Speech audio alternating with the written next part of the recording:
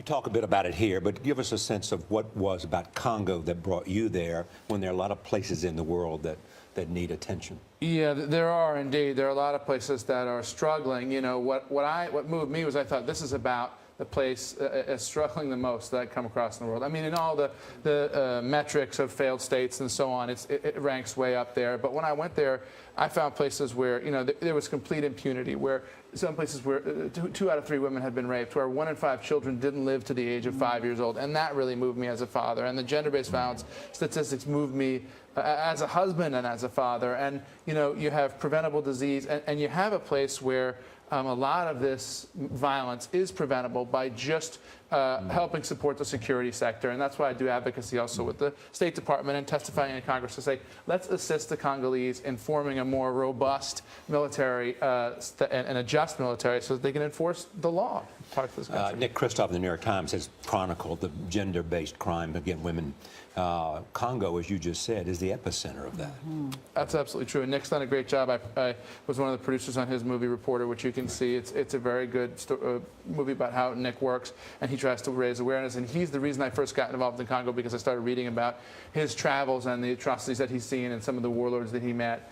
I went back, interviewed some of the same people, and then traveled around to what I thought of as the conflict matrix, all the other countries that were sort of involved. What happens, Seth, when Ben Affleck hits the ground? Well, it gets a lot more attention. It I'll gets bet. networks to go and spend minutes talking about the DRC. It gets high-value philanthropists out in the field, which is really part of the mission of this trip, to get these guys engaged. And it gets people to pay attention. I mean, he talks about, or we talk about in the piece, really using that celebrity as a currency to get people to take note. Listen, I'm now thinking about Congo and chocolate. I never put those two together. Well, let me tell you, you saw the cocoa that was being manufactured, and you saw how it's brought up to these international standards, and we hooked them up with Theo Chocolate, who does a great job, and we now have our first Congo bar. And this is the great thing about this: is it's not aid, it's not giving somebody money and then what happens. It's, oh, we're going to help you get to a place where you can manufacture on the open market so that you can sell your product, and so that people can buy it, so you have an ongoing business where people can actually make money through their own work and don't have to worry about the sense of I'm being given money.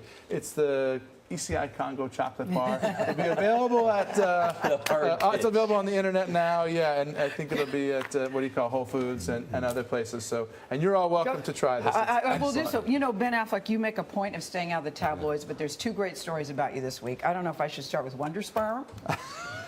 Which you help me out here, Ben. I didn't just make that up. No, I want to just hear you keep going. I like your wife said. Hoist yourself on your own petard. Yes. Your wife Jennifer Garner said about you. She did, and it's so funny because I'm usually the one that says inappropriate things on television and has to go home and apologize. And I got the sheepish sort of, into the show, I kind of might have said you have wonder sperm. I was like, you said what? Yeah, she was talking about you. I mean, just having, it's not that big of an achievement to have 3 kids. You know, I'm not the only. No, and you have a little boy. Is that what the Red Sox need, wonder sperm?